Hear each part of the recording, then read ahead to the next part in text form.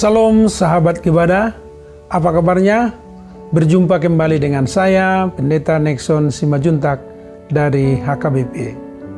Saya senang dan bersyukur kita masih setia dan semangat dalam mengikuti ibadah ini. Hari ini kita akan membaca Nehemia pasal 5-7. Sebelumnya di dalam pasal 4 diceritakan tentang Nehemia kembali ke Yerusalem dan semakin gigih mengerjakan pembangunan tembok Yerusalem. Ini adalah pekerjaan yang besar di tengah umat Israel. Lalu di pasal 5 muncul masalah baru di tengah proses pembangunan itu. Dalam pasal 5 ini diceritakan tentang keluhan-keluhan dari sesama orang Yehuda. Bukan hanya mengeluh, mereka juga berteriak karena kekurangan pangan dan beban pajak yang berat, sehingga umat Israel sulit untuk melakukan berbagai hal. Keluhan itu didengarkan dan diperhatikan oleh Nehemia. Nehemia mulai menelusuri tentang duduk masalahnya. Ternyata para pemuka dan penguasa di setiap daerah memakan riba dari saudara-saudaranya itu. Perbuatan itu merupakan eksploitasi terhadap saudara sendiri. Bahkan ada yang melakukan perdagangan budak. Padahal tindakan ini adalah hal yang dilarang oleh hukum Taurat. Pada waktu itu, orang kaya mengeksploitasi orang miskin dan menjual rakyatnya sendiri sebagai budak. Menyedihkan, bukan? Maka mengetahui fakta itu, Nehemia meminta mereka untuk bertobat dari perbuatannya dan memperbaiki keadaan. Mendengar teguran dan perintah dari Nehemia itu, para pemuka dan penguasa bertobat dan tidak melakukan hal itu lagi. Dengan demikian, pembangunan kembali tembok Yerusalem semakin menguat. Di dalam pasal 6 muncul kembali tantangan bagi Nehemia, yaitu adanya rencana niat untuk membunuh Nehemia. Tantangan itu datang dari musuh-musuh sebelumnya, yaitu Sanbalat dan Tobia. Saudara terkasih, setiap kali kita melakukan pekerjaan besar Tuhan dan dengan tulus berusaha bertanggung jawab dalam pekerjaannya, maka iblis tidak akan tinggal diam. Tindakan Sanbalat dan Tobia itu direncanakan karena Nehemia telah berhasil membangun tembok Yerusalem. Namun, rencana jahat dari Sanbalat dan Tobia itu tidak terjadi bagi Nehemia. Justru Nehemia dengan berani dan berhikmat menentang konspirasi dari musuh-musuhnya itu. Pada akhirnya, setelah mengatasi tantangan itu, Nehemia kembali merampungkan pembangunan tembok Yerusalem selama 52 hari dan kemudian menyerahkannya kepada Tuhan. Setelah pembangunan itu diceritakan dalam pasal 7 bahwa Nehemia memilih pemimpin dan menghitung penduduk Israel. Perhitungan penduduk adalah langkah awal untuk pemerintahan dan pelayanan kepada umat dengan baik. Sekarang, mari kita membaca Nehemia pasal 5-7 secara bersama-sama.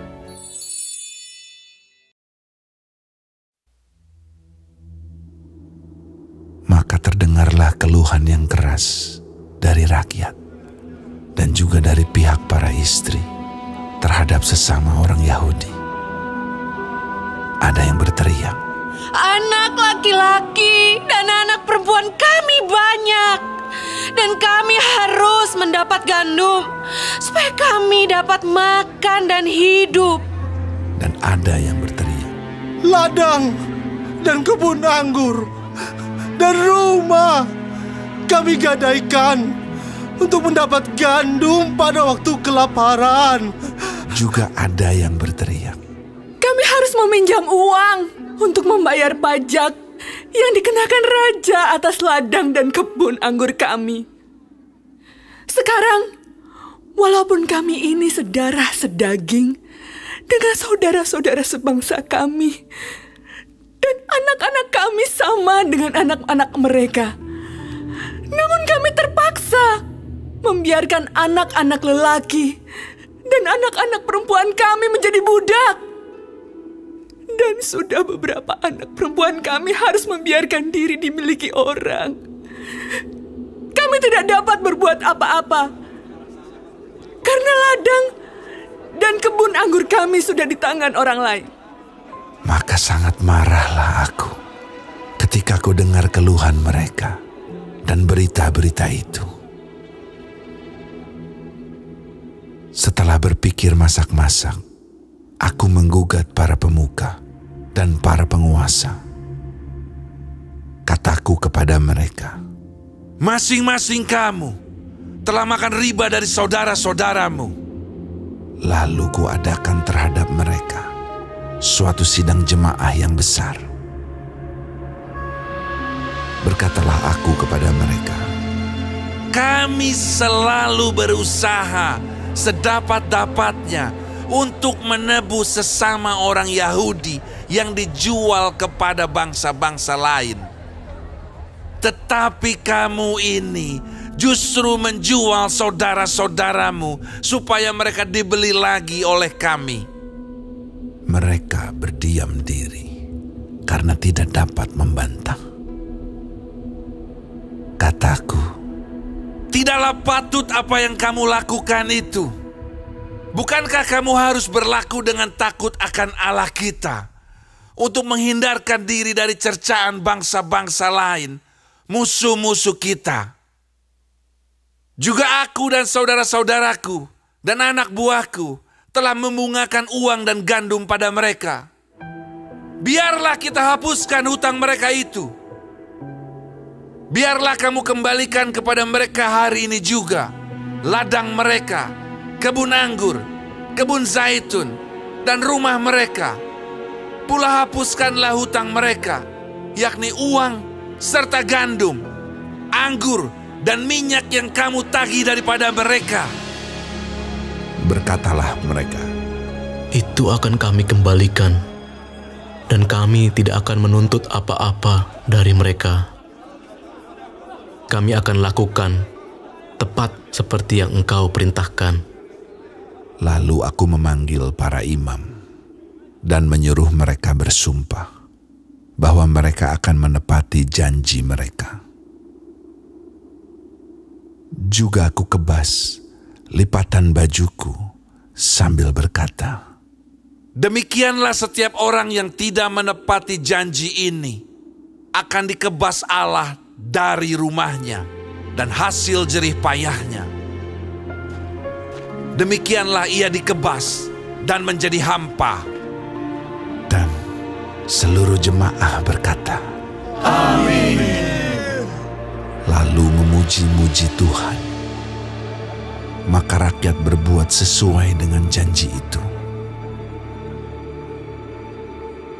Pula sejak aku diangkat sebagai bupati di tanah Yehuda, yakni dari tahun ke-20 sampai tahun ke-32 pemerintahan Artahsasta, jadi 12 tahun lamanya aku dan saudara-saudaraku tidak pernah mengambil pembagian yang menjadi hak bupati.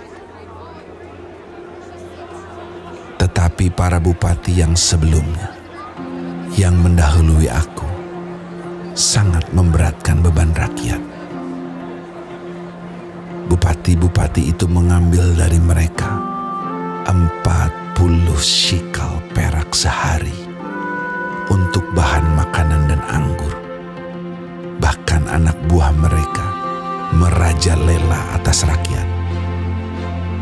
Tetapi aku tidak berbuat demikian karena takut akan Allah. Aku pun memulai pekerjaan tembok itu, walaupun aku tidak memperoleh ladang. Dan semua anak buahku dikumpulkan di sana khusus untuk pekerjaan itu. Duduk pada mejaku orang-orang Yahudi dan para penguasa 150 orang. Selain mereka yang datang kepada kami dari bangsa-bangsa sekeliling kami. Yang disediakan sehari atas tanggunganku ialah seekor lembu, 6 ekor kambing domba yang terpilih, dan beberapa ekor unggas, dan bermacam-macam anggur dengan berlimpah-limpah setiap 10 hari. Namun dengan semuanya itu, aku tidak menuntut pembagian yang menjadi hak bupati, karena pekerjaan itu sangat menekan rakyat. Ya Allahku, demi kesejahteraanku, ingatlah segala yang kubuat untuk bangsa ini.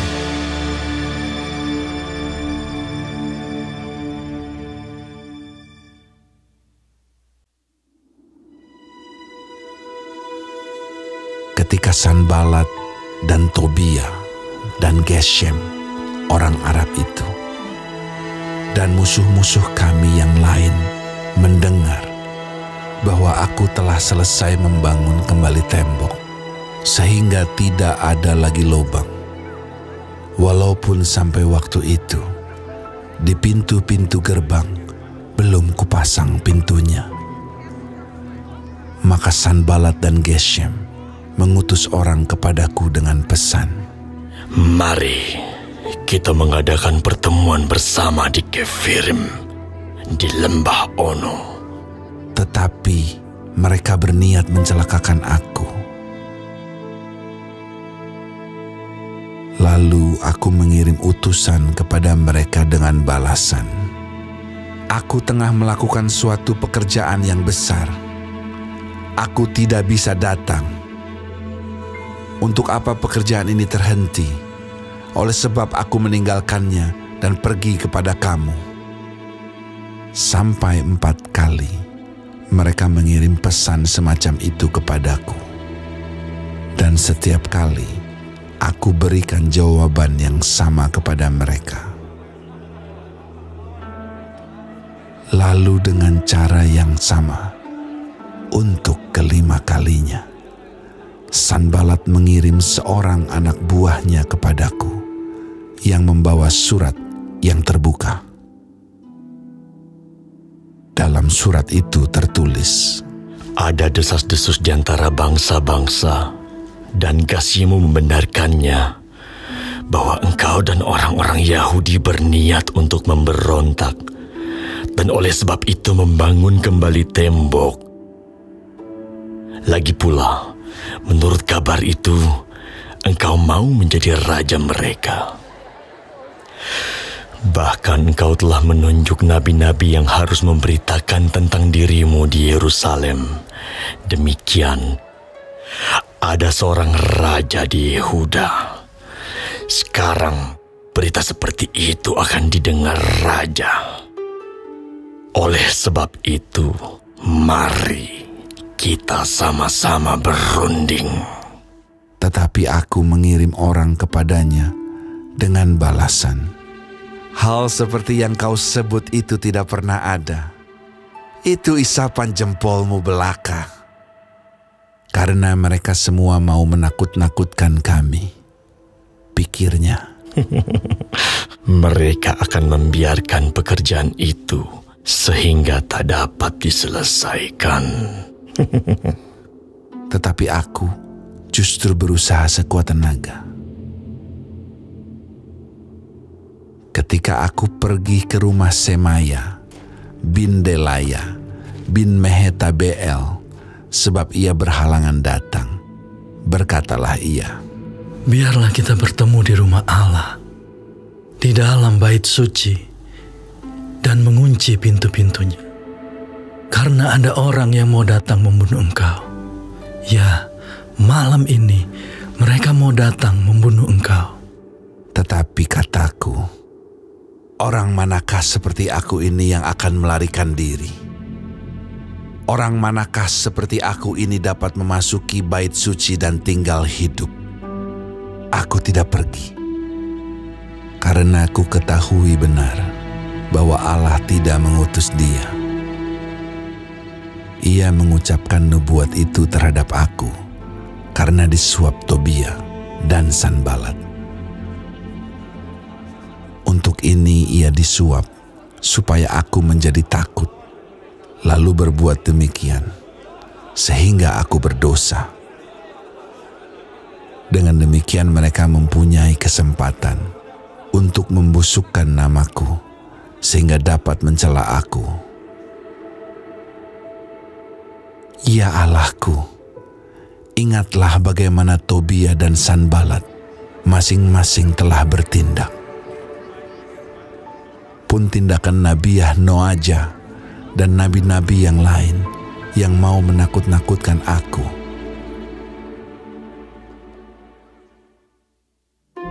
Maka selesailah tembok itu pada tanggal 25 bulan Elul dalam waktu 52 hari.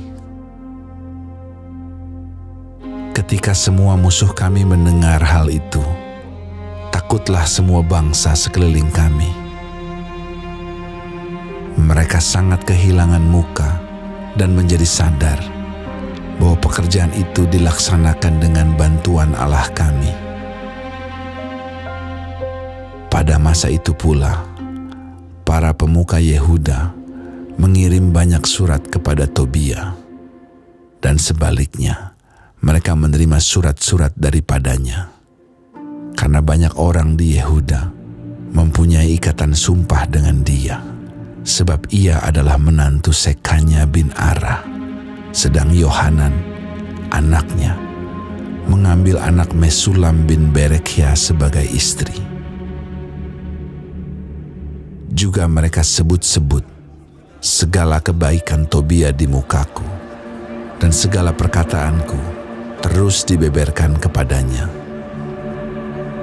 Pula Tobia mengirim surat-surat untuk menakut-nakutkan aku.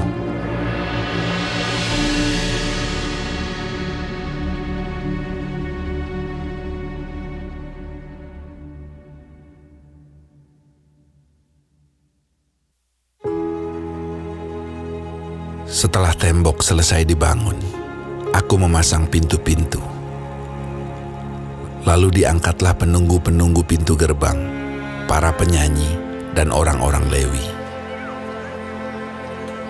Pengawasan atas Yerusalem aku serahkan kepada Hanani, saudaraku, dan kepada Hananya, panglima benteng. Karena dia seorang yang dapat dipercaya dan yang takut akan Allah lebih daripada orang-orang lain. Berkatalah aku kepada mereka, pintu-pintu gerbang Yerusalem jangan dibuka sampai matahari panas terik, dan pintu-pintunya harus ditutup dan dipalangi, sementara orang masih bertugas di tempatnya. Tempatkanlah penjaga-penjaga dari antara penduduk Yerusalem, masing-masing pada tempat-tempat penjagaan dan di depan rumahnya. Adapun kota itu luas dan besar, tetapi penduduknya sedikit dan rumah-rumah belum dibangun. Maka Allahku memberikan dalam hatiku rencana untuk mengumpulkan para pemuka, para penguasa dan rakyat, supaya mereka dicatat dalam silsilah. Lalu kudapati daftar silsilah orang-orang yang lebih dahulu berangkat pulang. Dalam daftar itu, kudapati tertulis, inilah orang-orang provinsi Yehuda yang berangkat pulang dari pembuangan, yakni para tawanan yang dahulu diangkut oleh Nebukadnezar, Raja Babel, dan yang kembali ke Yerusalem dan ke Yehuda, masing-masing ke kotanya. Mereka datang bersama-sama Zerubabel, Yesua, Nehemia, Azaria, Raamia, Nahamani, Mordekai, Bilsan, Misperet, Bigwai, Nehum, dan Baana. Inilah daftar orang-orang bangsa Israel. Bani Paros, 2.172 orang. Bani Sefaca 372 orang. Bani Arak 652 orang. Bani Pahat Moab, yakni Bani Yesua dan Yoab, 2.818 orang. Bani Elam 1.254 orang. Bani Zatu 845 orang. Bani Zakai 760 orang. Bani Binui 648 orang. Bani Bebai 628 orang. Bani Asgad 2.322 orang. Bani Adonikam 667 orang. Bani Bigwai 2.067 orang. Bani Adin 655 orang. Bani Ater, yakni Bani Hizkia, 98 orang. Bani Hasum 328 orang. Bani Bezai 324 orang. Bani Harif 112 orang. Bani Gibeon 95 orang. Orang-orang Betlehem dan Netofa 188 orang. Orang-orang Anatot 128 orang. Orang-orang Bet Azmawet 42 orang. Orang-orang Kiryat Yearim, Kefira, dan Beerot 743 orang. Orang-orang Rama dan Gaba 621 orang. Orang-orang Mikmas 122 orang.